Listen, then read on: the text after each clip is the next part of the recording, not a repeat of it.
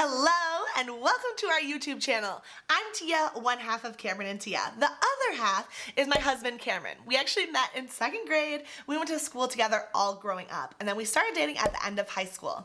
After that, we got married and became business partners who are passionate about educating other photographers. We are here to give. Now today is a little bit different of an episode because I'm going to walk you through some behind the scenes and pull back the curtain to our courses. Now we have multiple courses for photographers, our signature course being Posing for Purpose, which is a posing course that teaches you how to turn clients into raving fans through your posing. Do you ever feel anxiety every single time that you head to a shoot? Constantly. Are you stuck in a posing rut, not sure what to do? Yes.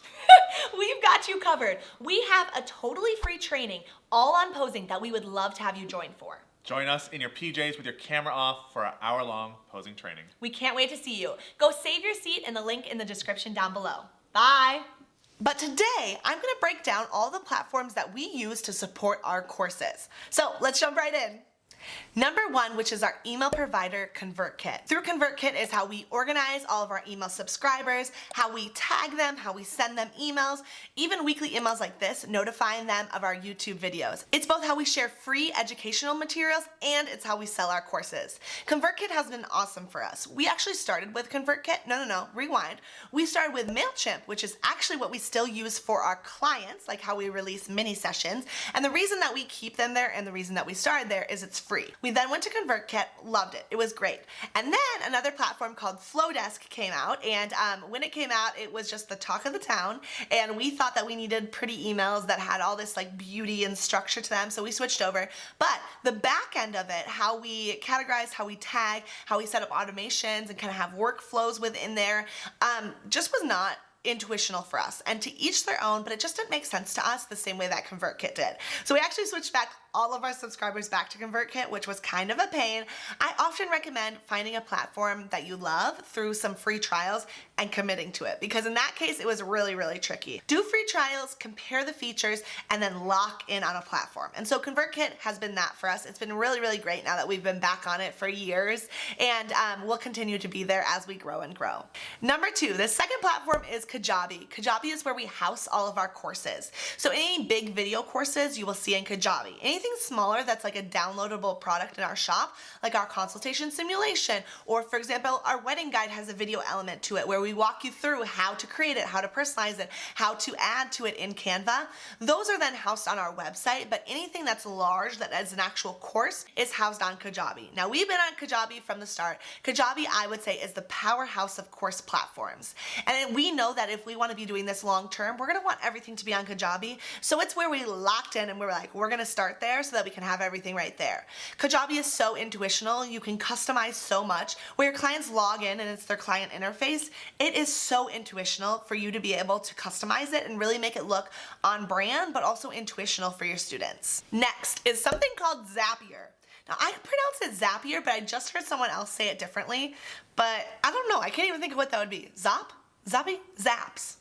I think it's Zapier, because what happens with Zapier is you create zaps, and zaps are how it triggers from one app to another. So it's typically connecting two apps. So let me give you a couple examples. We use this both in our education side of our business and our service side of our business.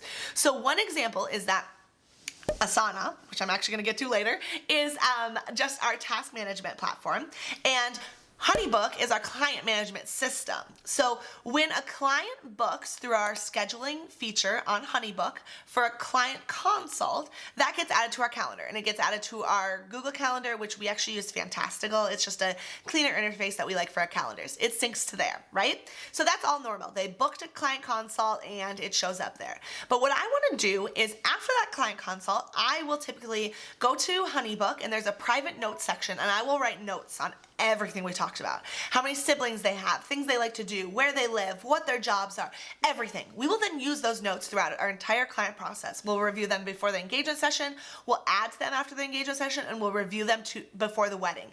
This allows us to remember everything about our clients when we are managing a lot of clients. It allows us to remember important things and to give them a really personalized experience. But what would typically happen is we would have a consult in our home, I'd clean up, I'd be done, I'd be like, oh, I'm so tired for the night, I'm going to bed, I'm I'm done with work. And then I try to write notes the next morning, or maybe I'd forget to write notes. And when I tried to write them the next morning, I couldn't remember as much. I wanted to be able to write them fresh. So what we do is we create a Zap, and the Zap is when something is added to our calendar with consult in it, so when it finds that word, it then zaps Asana and a task is created from a template that we've created inside there. And the task is write client consult notes so that it reminds me for that day, and it's personalized. So it'll say write client consult notes for Michael and Annie because it takes that information from Honeybug.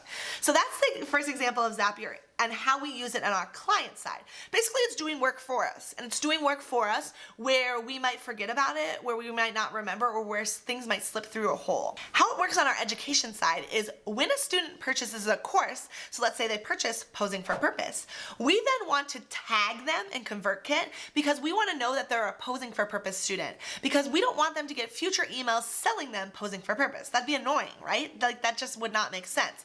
So there's a Zap created for everything like that. Zapier then tags them so that they can be removed from all of those future emails. So it is a game changer in that way. I would encourage you, if you're not an educator right now and you're just a photographer looking at this, take a look at Zapier, look at all the apps that it integrates. It's basically anything you can think of. I don't think there's a single app that we use in our business that can't be integrated with Zapier.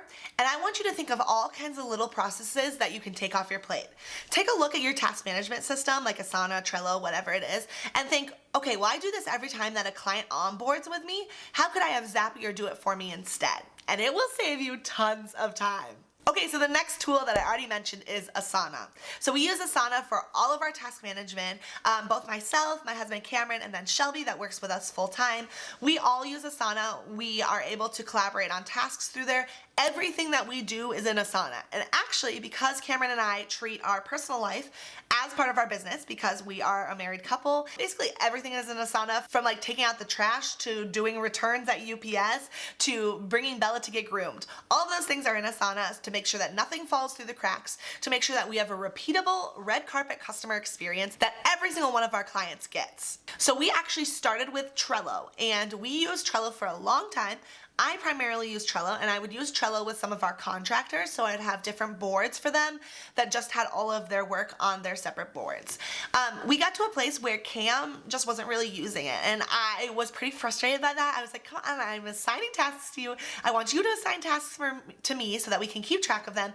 And we really found that the root of that is he just didn't like the platform. He just thought it was kind of clunky. It wasn't as clean as he wanted. And now that we've been using Asana for a while, I realized that it does not have the same capabilities where you can trigger different tasks, or you can have subtasks that are dependent upon other subtasks, which is perfect for working in a 3-person team where one person might do something and then they check that off. It then notifies me that now it's time for you to do this because this has been checked off. And so we switched over to Asana and have absolutely loved it since then. I have one bonus, and I just want to explain this. I wanted to also include Shopify in here. Shopify is what powers the back end of our shop.